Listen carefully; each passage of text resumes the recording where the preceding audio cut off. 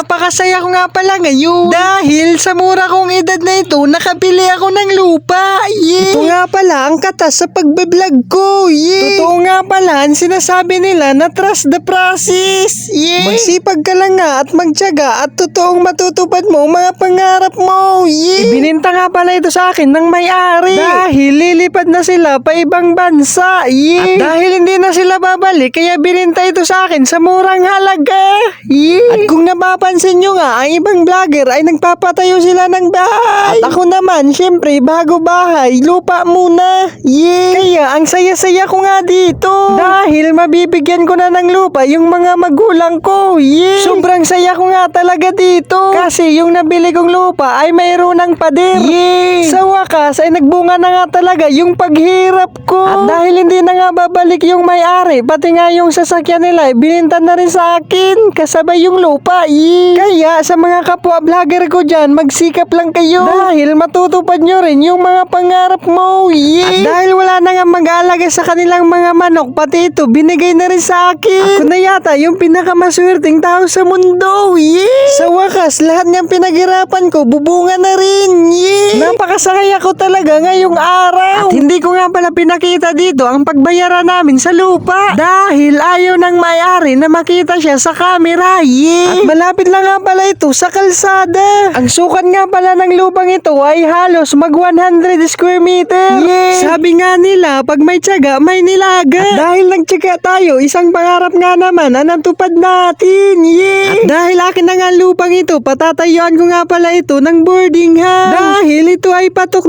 na negosyo. Yeah. At ito nga pala ay sa likod lang ng Osmeña. At baka dito na magsisimula ang pag-asenso ng ating buhay. Yeah. Dahil ang unang gagawin natin ay magnegosyo, hindi magpatayo ng bahay. Yeah. Kaya salamat talaga sa mga nagsusuporta sa akin. Dahil sisimulan natin ang pangarap natin. Yeah. Matagal ko na nga pala itong pangarap ang makabili ng lupa. Pero ngayon, ito na. Nakabili na tayo. Yeah. At ito nga pala ang may-ari ng bahay. Inaayos niya nga pala yung mga kulungan. Dahil bago nga pala silang umalis, ready na nga ang lahat. Yeah. At ito nga naman ang bakod dito sa lupa na nabili ko. Yeah. Kaya safe na safe. At ang lahat ng ito ay binayaran ko lang ng 300,000. Yeah. Kaya sobrang mura lang. Pero ang lahat ng ito ay joke lang. Yeah. Nakikita nyo ba to? Ito. Hindi sa akin yan. Joke lang yun. It's a prank. Gago!